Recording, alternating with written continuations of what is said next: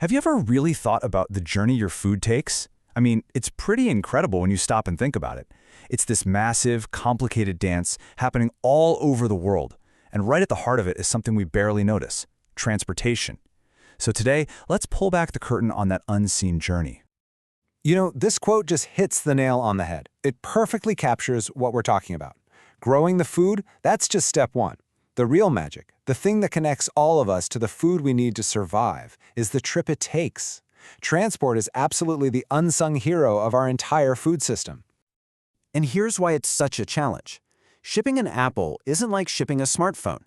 Agricultural goods are alive, They're bulky, they get bruised easily, and maybe most important of all, they're perishable. For every single piece of fruit or vegetable, a clock starts ticking the second it's picked. To really get a handle on this, we need to zoom way in. Forget the 30,000-foot view for a minute. Let's get right down to the ground level and see what this looks like for a smallholder farmer. We're going to use a case study from rural Ghana to see their reality. For millions of farmers, the supply chain doesn't start with a truck or a train. Nope, it starts with their own two hands and a very long walk. This image says it all, really. That very first mile of the food's journey is often the hardest and least efficient part, with farmers carrying produce on their heads just because there's no other way. And look, this isn't just a one-off story. A survey of these very farmers shows the huge, almost unbelievable hurdles they're up against every single day. Let's take a look at the actual numbers. First off, a whopping 89% of farmers say they're struggling with high transportation costs. Just imagine that. For pretty much every farmer out there, a massive chunk of the money they could be making is just gone, eaten up by the cost of just getting their produce off the farm. And then, as if the cost wasn't bad enough, 72% are trying to work with underdeveloped transport networks. We're talking about really poor rural roads. Sometimes they're just dirt tracks that turn into impassable rivers of mud when it rains, completely cutting them off from any chance to sell their crops. And this last number, well, this one's the real shocker. A full 100%, every single farmer surveyed had zero access to any kind of cold chain equipment. No refrigerated trucks, no cold storage, nothing. So every single minute that goes by, their delicate produce is losing quality and, of course, losing value.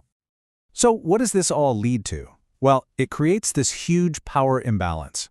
When your product is literally spoiling by the minute and you've got no other way to move it, you lose all your power to negotiate.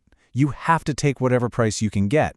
And you can see it right here. Almost 3/4 of these farmers feel like they have little to no power at all. Okay, so this individual farmer's struggle is really a small piece of a much bigger puzzle. It's not just about a few bad roads. It's about how entire national transportation systems are designed. Let's scale our view back up. Thailand's sugar industry is a perfect example.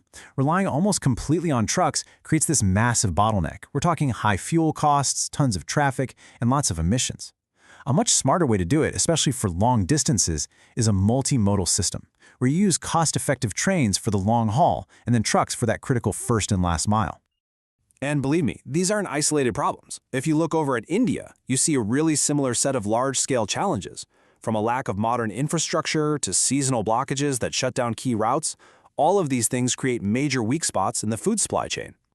But here's the good news. Governments are starting to pay attention.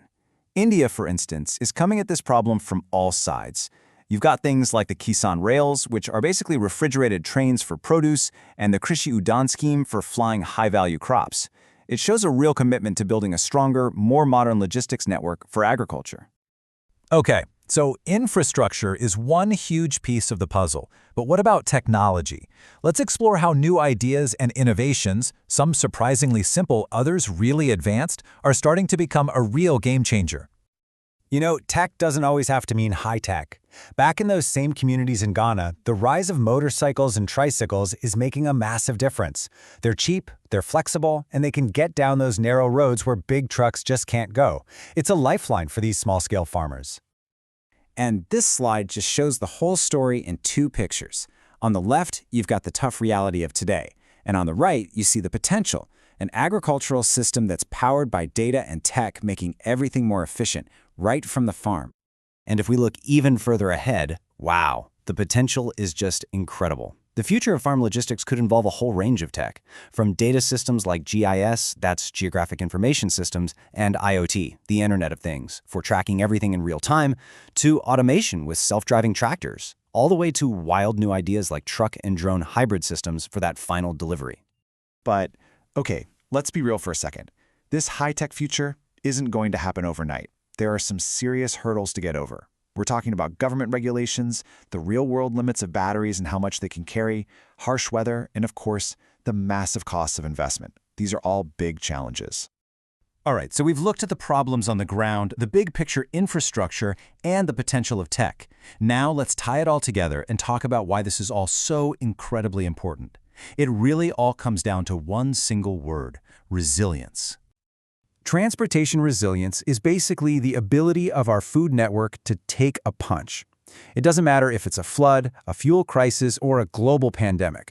A resilient system can adapt, it can recover, and it can make sure that essential food supplies keep on moving no matter what. Think of it like this. Food security basically rests on 3 pillars. Availability, is the food even there? Accessibility, can people actually get to it? And affordability, can people afford to buy it? This chart makes it super clear. A resilient transportation network is the foundation holding all 3 of those pillars up.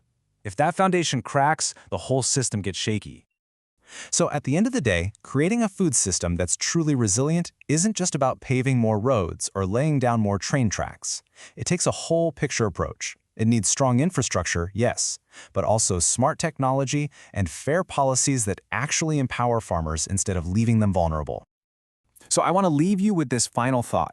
We live in a world where we can track a package in real time and get it delivered to our door in just a few hours. So the question is, what will it take to apply that same level of innovation, that same investment, and that same urgency to the system that actually feeds us all? What's it going to take to give a farmer's harvest that same promise of a fast, efficient, and fair journey?